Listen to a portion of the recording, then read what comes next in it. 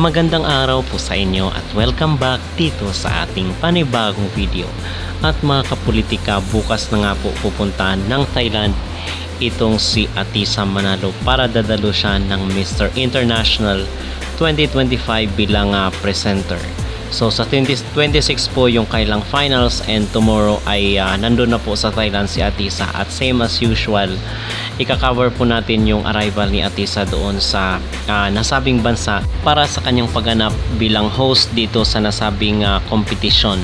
So aside from this is nag-post rin po si Atisa base sa kanyang mga post dito sa kanyang social media account ay nakiisa rin siya dito sa panawagan ng accountability at transparency dahil nga dito sa flood control scandal. So aside dito kay Catriona Gray ay isa rin si Atisa Manalo sa mga nanawagan na sana ay merong managot dito sa bilyon-bilyong piso na nawala sa kaban ng ating bayan. So aside dito kay Catriona Gray ay ganun rin po ang panawagan ni Atisa Manalo na magkakaroon ng hustisya yung salapi ng ating mamayang Pilipino na nawala dahil dito sa talamak na korupsyon sa ating bansa. So aside from this mga kapolitika ay naglibot rin po si Atisa dito sa mga probinsya sa Mindanao, like for instance dito sa Moncayo, Davao de Oro at the same time sa Zamboanga del Sur. So yun base dito sa kanyang mga post sa social media.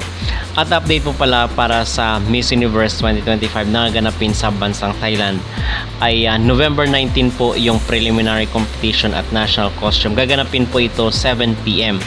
Then yung final naman is 2 days after sa November 21 po yan, 8 AM gaganapin yung finals ng Miss Universe dito sa Bangkok sa Thailand.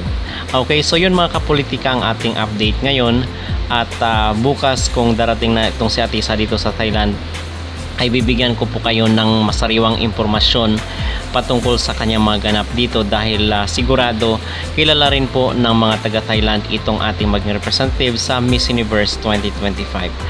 Excited na ba kayo mga kapolitika dito sa maging laban ni Atisa sa Miss Universe? Mag-comment down below at huwag kalimutang mag-like at mag-subscribe na rin kayo para updated kayo sa ating mga latest issue.